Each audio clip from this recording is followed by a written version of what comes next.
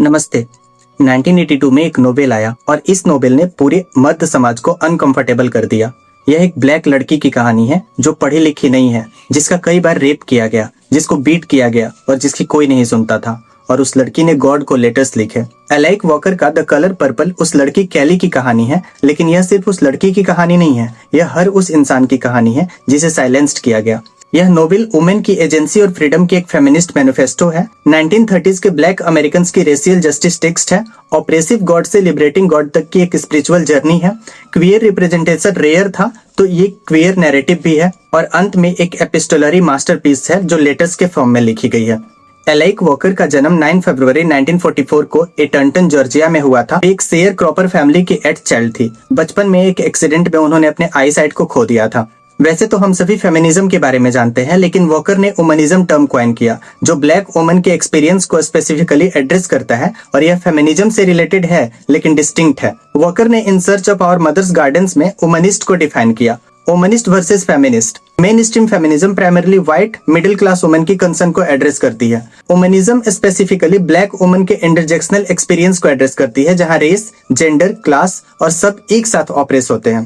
वुमनिस्ट is to feminist as purple is to lavender, यानी womanist ज्यादा deep, ज्यादा intense और ज्यादा कंप्लीट है। द कलर पर्पल वुमनिस्ट लिटरेचर का कैनोनिकल टेक्स्ट है। द कलर पर्पल एक एपिस्टोलरी नोवेल है, यानी लेटर्स के फॉर्म में लिखी गई है। नोवेल के 2 पार्ट्स हैं। पहला पार्ट है कैली गॉड को लेटर्स लिखती है और दूसरा पार्ट है कैली और नेटी एक दूसरे को लेटर्स लिखते हैं। लेटर्स प्राइवेट है, लेटर्स ऑथेंटिक है, लेटर्स में कोई परफॉर्मेंस नहीं है।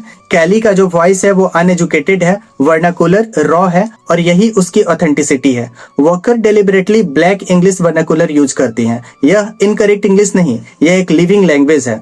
शुरुआत डार्कनेस से होती है। कैली 14 साल की है। उसकी ओपनिंग लेटर है, you better not tell nobody but God, it would kill your mommy.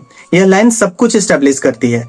कैली को उसके स्टेप फादर अल्फेंजो ने बार बार रेप किया है। उसके 2 बच्चे हुए हैं जिन्हें अल्फेंजो ले जाकर कहीं दे दिया है। कैली की माँ बीमार है, वह कुछ नहीं कर सकती है, कोई उसकी सुनता नहीं है, लेकिन वह गॉड को लेटर्स लिखती है। अल्फेंजो कैली को बेकार मानता है। वह उसे एक ओल्डर विडोअर अल्बर्ट को दे देता है, जिसे कैली मिस्टर कहती है। यह इसेंशियली सेलिंग है। कैली एक प्रॉपर्टी की तरह ट्रांसफर की जाती है।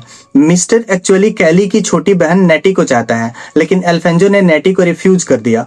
मिस्टर के घर में कैली की जिंदगी डोमेस्टिक स्लेवरी है। वह खाना बनाती है, बच्चे पालती है, उसको बीट किया जाता है। मिस्टर उससे कोई रिस्पेक्ट नहीं रखता, वह उसकी इच्छाएं इग्नोर करता है। नेटी कैली के पास आती है, लेकिन मिस्टर उसे भगा देता है जब नेटी ने उसे एडवांस रिजेक्ट किया था। नेटी जाते वक्त कैली को प्रॉमिस करती है कि आई विल राइट, लेकिन सालों तक कोई लेटर नहीं आता है। कैली को लगता है नेटी मर गई। सग एवरी एक ब्लूज सिंगर है। वह मिस्टर की लॉन्ग टाइम लवर है। जब सग बीमार होती है तो मिस्टर उसे घर लाता है। कैली सग की देखभाल करती है। यह कैली के लिए ट्रांसफॉर्मेटिव इनकाउंटर है। सग पहले कैली को इग्नोर करती है, लेकिन धीरे धीरे उनके बीच एक डीप कनेक्शन डेवलप होती है। पहली बार कैली को कोई इंसान की तरह देखता है। I think it pieces you of, सग कैली को कहती है। यह एक्नॉलेजमेंट की कैली को भी एंगर, डिजायर्स, फीलिंग्स और रेवोल्यूशनरी हो सकती है।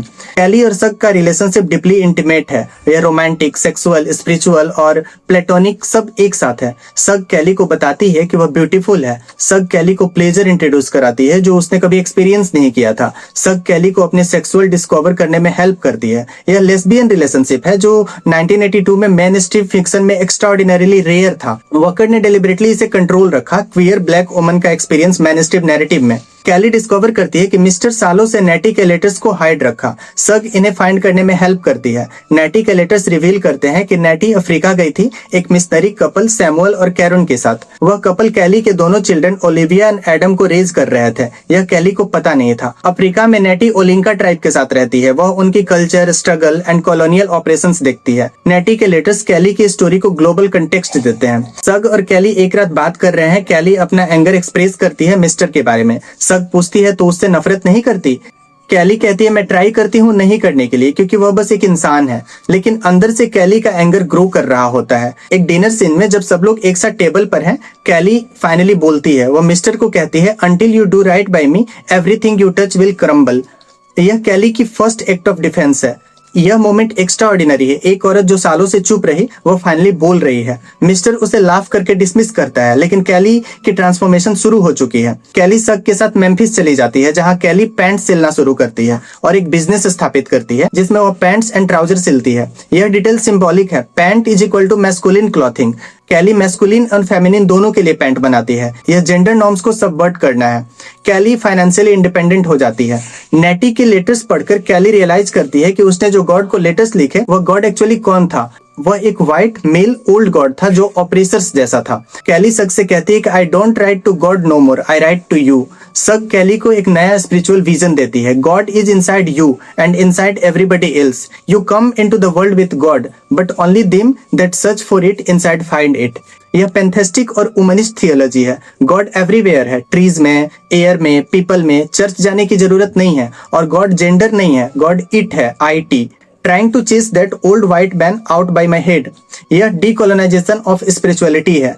अफ्रीका में कॉलोनियल फोर्सेज ओलिंका विलेज को डिस्ट्रॉय करते हैं। सैमुअल की वाइफ कॉरिन मर जाती है तो सैमुअल और नेटी शादी कर लेते हैं। वो ओलिविया और एडम के साथ अमेरिका जाते हैं। एडम कैली का बेटा एक ओलिंका वुमन टैसी से शादी करता है। टैसी ने ट्रेडिशनल सैक्रिफिकेशन की है तो एडम सॉलिडेरिटी में वही करता है।